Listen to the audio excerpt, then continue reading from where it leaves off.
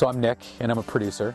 I'm also an expert in media and communications, and I had the great privilege of not only meeting but working with Opus Dei around the time of the Da Vinci Code release. Now, understanding the fact that there would be a lot of public interest and there would be a lot of media interest around the time of the release, Father Fred Dolan, other members within Opus Dei, and myself, we worked towards capitalizing on that opportunity to piggyback the reality of what Opus Dei really is. I was very excited as someone who had a deep passion in history and religious studies and was working in the field of media and communications.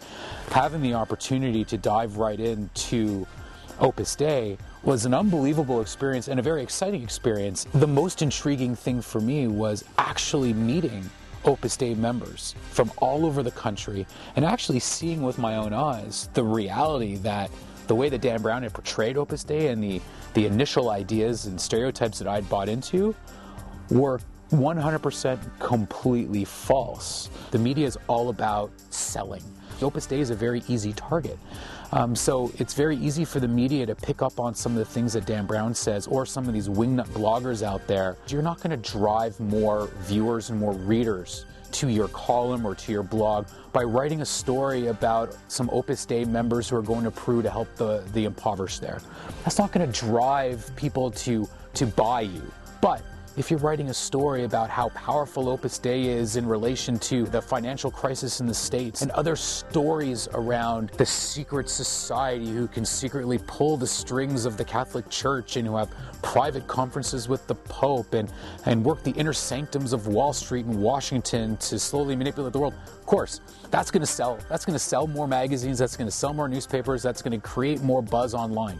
Being able to work with Opus Dei in the realm of media and communications was a great treat because, of course, we got to utilize the fact that Dan Brown had pushed out this word and this ideal of who they were out to the public. So, you know, it was a good way to get Opus Dei some exposure, but at the same time, you know, it does take energy and time to deconstruct a stereotype that was accepted by tens, if not hundreds of millions of people. So it takes time, let's face it. The media is still obsessed with the secret society fear elements of Opus Dei, so it's going to be a process, and hopefully through, you know, people like myself and work like these videos and other things that Opus Dei is going to be doing over the next, you know, decade or two, hopefully the public as a whole will start really understanding that Opus Dei isn't this maniacal 6'4" albino monk murdering people. Like, I don't think there'd be anything more opposite than that, really.